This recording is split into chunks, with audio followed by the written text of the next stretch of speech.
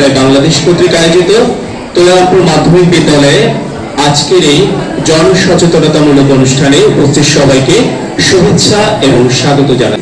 তোলারামপুর মাধ্যমিক বিদ্যালয়ের সম্মানিত প্রধান শিক্ষক জনাব ইন্দ্রজিৎ মণ্ডল, এছাড়া উপস্থিত আছে চলপাল্টায় বাংলাদেশ সামাজিক সংগঠনের সভাপতি জনাব জাকারিয়া খান, সাধারণ সম্পাদক রাফুল ইসলাম রিজভী, অন্যান্য সদস্যবৃন্দ। আসসালামু আলাইকুম। সবাই কেমন আছেন? সবাই ভালো আছেন?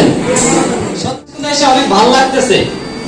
তো এখানে কিছু বিষয় দেখতে পাচ্ছি যেগুলো অনেক বড় বড় স্কুলে আমি পাই নাই। প্লাস যে সবাই যে চুপচাপ বসে আছে, এটা ভালো লাগার সব থেকে বড় কারণ আজকের আমার কাছে।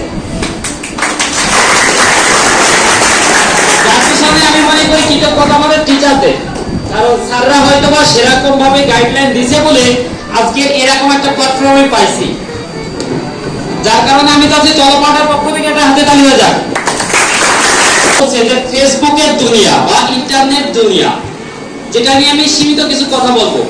আমরা এখানে ইন্টারনেট ব্যবহার করি কতজন? একটু হাত উঁচু করি, একটু হাত উঁচু করি। লজ্জার বিষয় না। ইন্টারনেট সাইবার ক্রাইম সম্পর্কে আমি কতটুকু জানি? তার মানে ইন্টারনেটে আমরা যত ধরনের দোষ করে থাকি সেটাই সাইবার ক্রাইম। সেটা হইতে পারে কারো আইডি হ্যাক করা, কেউ কেউ ব্ল্যাকমেল করা, বা আমি কেন করোনা সময় কারণ কিন্তু আমরা অনলাইনে ক্লাস করছি না, তখন থেকে কিন্তু ইন্টারনেটের ব্যবহারটা আরো বেশি বাড়ছে। আমাদের সবার হাতে এখন স্মার্টফোন। অন্য বিশ্বের সম্পর্কে জানতে গেলে কোনো জ্ঞানী ব্যক্তির কাছে শুধু যাওয়া লাগতো। এখন আমার দরকার হবে, আমি অনলাইনে এখন ঢুকবো, গুগলে যাব, সার্চ দিব, সে বিষয়ে সকল বিস্তারিত পেয়ে যাবো এবং নির্ভুল। পাচ্ছি কিনা? এটা কি একটা ভালো দিক? বিশেষ করে ভুলটা করে মেয়েরা বেশি, নিজেদের ফটো আপলোড, যেটা তোমার জন্য কোনো একটা সময় ক্ষতির কারণ হতে পারে। অনেকে কিন্তু এই আইনে ধরা পড়লে 14 বছর পর্যন্ত জেল হইতে পারে। জ্ঞানী মানুষ জ্ঞান কেন অর্জন করে? সেটাকে বাস্তব জীবনে কাজে লাগানোর জন্য। আমরা কেন পড়তে আসছি? এটা নিয়ে এই যে জ্ঞানগুলো অর্জন করছে, এটা নিয়ে জীবন চালাইতে হবে।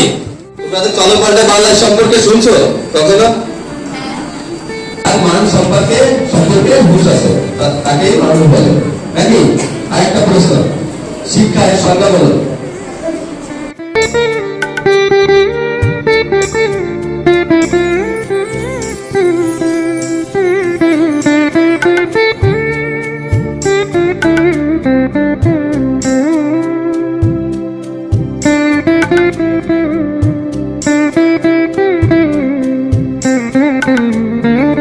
পাশাপাশি জনমানুষের কল্যাণে তারা যে প্রতিনিয়ত এগিয়ে যাচ্ছে সেটি আরো বৃদ্ধি পায় তাদের পরিসর।